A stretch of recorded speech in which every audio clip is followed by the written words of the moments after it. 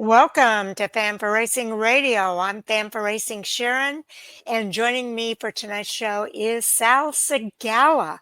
Welcome to the show, Sal. Oh, thank you. All right. Well, we want to welcome everybody to the show here tonight. We're reviewing the NASCAR Truck Series race at Las Vegas. What an exciting race it was. And I guess it was Heim time again. Yeah, it was. He made it known. He put his hand up in the air and pointed to his wrist. Yep. So Corey picked up his second win of the season. He sure did. Okay, we were watching the Ecosave 200 for the NASCAR Truck Series this weekend, and they really put on a great show for us with that race. Corey Heim won the Ecosave 200 at Las Vegas Motor Speedway. Heim led the most laps for the night, pacing the field for 42 of the 134 laps. They saw two rare, for Las Vegas anyway, red flag delays for rain. Las Vegas is there in the desert, so we weren't expecting that.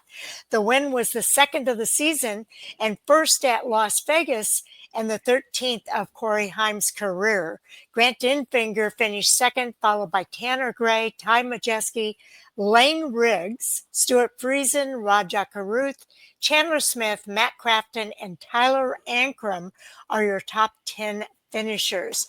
The pole sitter, Corey Day, finished 27th after he had contact with another truck and it cut down his tire.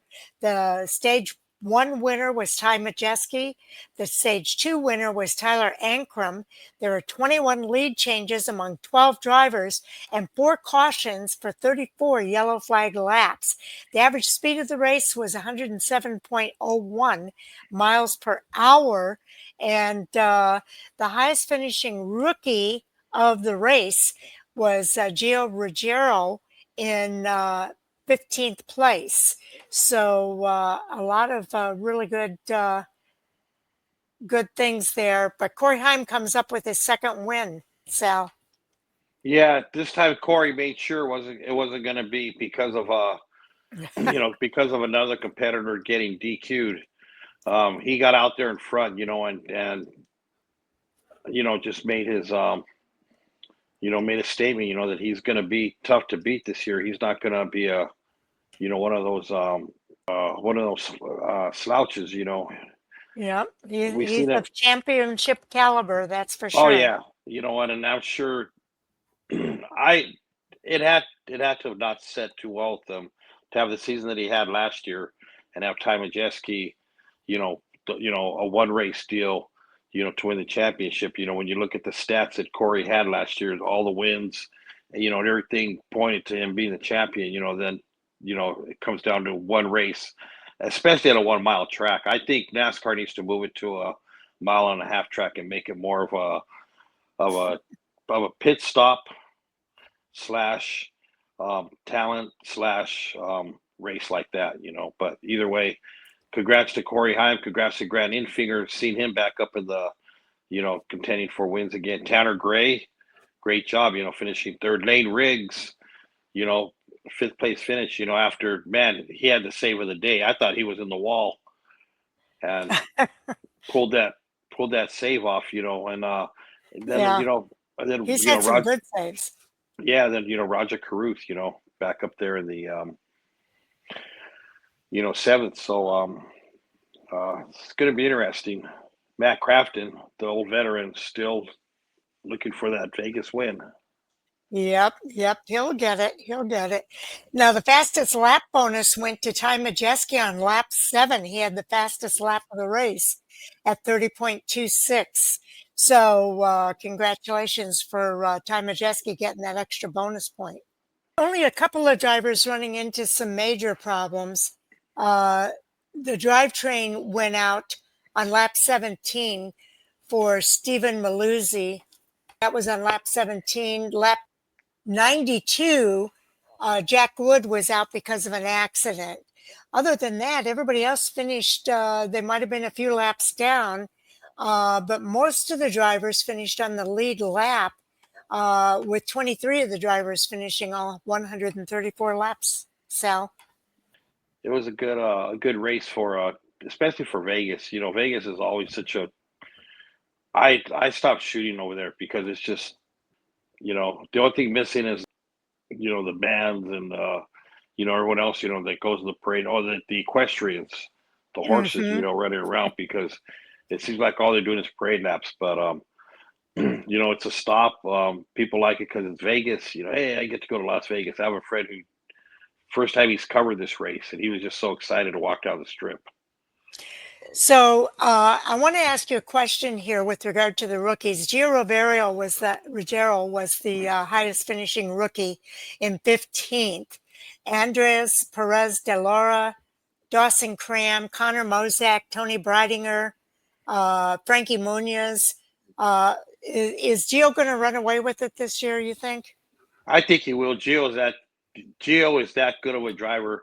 I think Gio is going to run away with it. I mean, I don't see any other driver out there that has the experience that came into the series with the experience that Gio's had, running super late. You know, then you know he made a few truck starts last year, and you know it's based on, you know, he's made a lot of, he ran ARCA, you know, but I just think that the Gio is the, as far as the rookie field, I think he's the class of the field.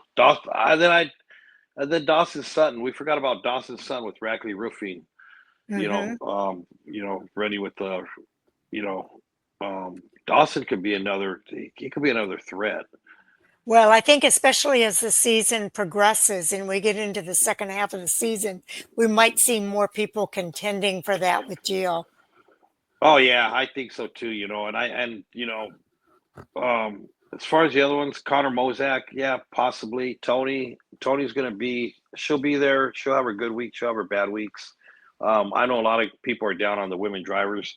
I just think that Tony has a lot more experience as a woman driver than the Yeah. ones that we have seen come through her. Like, you know, like, I'm not going to mention any names. It doesn't matter. But just speaking of Tony, is Tony. You know, I think running with you know, under the Tricon, you know, Garage. With David Gilliland, I think David's going to be able to do a lot more through than what he was able to do with the other woman that he had. So Okay. Let's catch the points report here. so the points are always interesting at the beginning of the season, because then as we progress, as everybody knows, they get, you know, they um they get changed around. So anyways, we got Ty Majeski still at the top, 5 points ahead of Corey Heim, who's second. 8 points ahead of Grant Infinger and Chandler Smith, who are tied at third. And then you got Stuart Friesen in fifth, Ben Rhodes sixth, Tyler Akram seventh, Gio Ruggiero eighth, Daniel Hemrick ninth, and Tanner Gray in the 10th spot, with Lane Riggs sitting in the 11th spot. I seriously think this year that Lane Riggs is actually going to be a chase driver. Last Yeah, year he came he's on just three strong points last year. back. Yeah, he came on strong last year, you know, and had those, you know, those first two wins, you know, when the chase started. But I think that the team, you know, has gotten, like, when a shark gets in the water and it, you know, can smell the blood. I think with last year, you know, getting those wins, you know, I think, you know, that the team has finally got the confidence to say, hey, you know, we can be a championship team.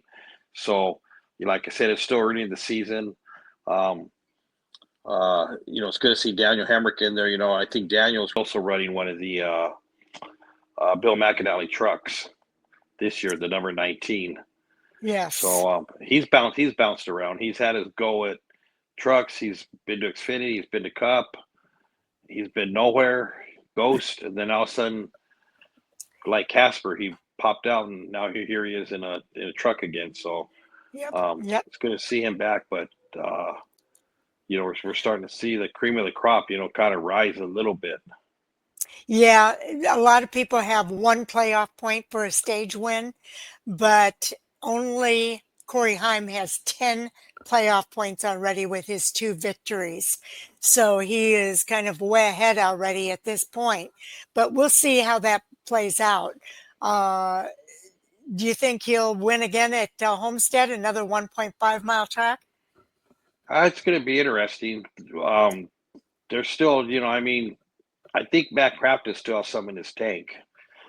Yeah, Excuse me. yeah. Matt Crafton's always been good on the mile and a half track, so I think we're going to see a little bit more out of Matt Crafton than we did last year. But other than that, it's starting to be looking like it's going to be a real competitive season. Okay. Yes, it is, and I'm looking forward to it. I think we might have some fun watching the rookies as the second half of the season gets here. I think Gio is, as you said, he's kind of the cream of the crop right now. But I think as the second half of the season comes, we might see some competition there, and I'm looking forward to that. Corey Heim is the guy to beat right now. And I can't wait to see what happens at Homestead, Miami at the next 1.5 mile track on the schedule. And all three series are racing again this weekend. So we'll have the previews for those races coming up on Thursday and Friday. And then the ARCA East is racing along with the ASA Stars Tour. And I think we're going to include that as part of the ARCA East preview. We'll also preview that ASA Stars Tour. And Sal, you're going to be at the track, right? Yeah, I'll be there this weekend. So, and actually, Johnny Sauter's racing in the ASA uh, Yeah. in the ASA race on Sunday. So that's going to be neat, to see Johnny Sauter out there, and Dawson Sutton will be there too. He's signed in to It would race be on. great for us to get an interview with Johnny again. He's been on our show before, but I'd love to have him come back. Yeah, we'll see what happens. Maybe talk to him and see if he has a good finish. Okay. And then also, we've done the Xfinity Series review already. This, of course, is the Truck Series review. So Sal and I are going to come back in the next video and do that Cup Series review. And then tonight at 9 p.m. Central, that would be 10 p.m. Eastern and 7 p.m. Pacific, Sal. We are going to have our live stream of Hot Topic Sound Off over at our Fan for Racing Radio YouTube channel. And there is a live chat feature. We'd love to get people in the live chat with us. That's why we're doing the live stream, so that we can have live interaction with some of the fans as we discuss some of these hot topics. And if somebody has a hot topic that they want to make sure we discuss tonight, make sure to leave that information in the chat feature, and we'll see if we can't get to that as well. So we hope people will tune in for that and catch the live stream. Otherwise, we are going to have the replay up over at fanforracing.com, which has a new look. And you'll be able to hear the replay of that live stream over there. And of course, there is a comment section on Fan for Racing Radio at YouTube where you can also leave comments if you want to comment on anything that we discussed. So definitely looking forward to that as well. So I know later this week, Sal, I'm hoping you'll be able to join us. I have an interview with Patrick Staropoli on tap for Thursday night. He is signed with Venturini Motorsports for 5 races. He's already raced one of those 5 races, and he's got 4 more coming up. And he kind of implied when that announcement came up that there might be more good news coming our way. So maybe he'll have something to report on Thursday night. Yeah, hopefully we'll see what happens. When you have him on the show on Thursday, maybe he'll let the cat out of the bag. Okay, well, that's 7 o'clock our time, Sal. It's going to be 5 o'clock your time. So I'm hoping you'll be able to join us. Well, we'll see how work goes. Okay, either way, I'll be able to do the interview by myself if I need to. So But we'll talk with Patrick Starpoli and get that interview up for everybody. I'm anxious to kind of catch up with him. I know he's been winning at his home tracks there in Florida, so I can't wait to talk to him about what's happening on that end of things now too. Yeah, so I think that's going to be interesting. So I don't have anything else unless you have something. I know you're going to be at the racetrack this weekend, and Yeah. we'll look forward to seeing you. Yeah, that's about it. I'm done. Okay. Okay. Well, then we'll call that it for the show, and we'll see you in the next video. All right.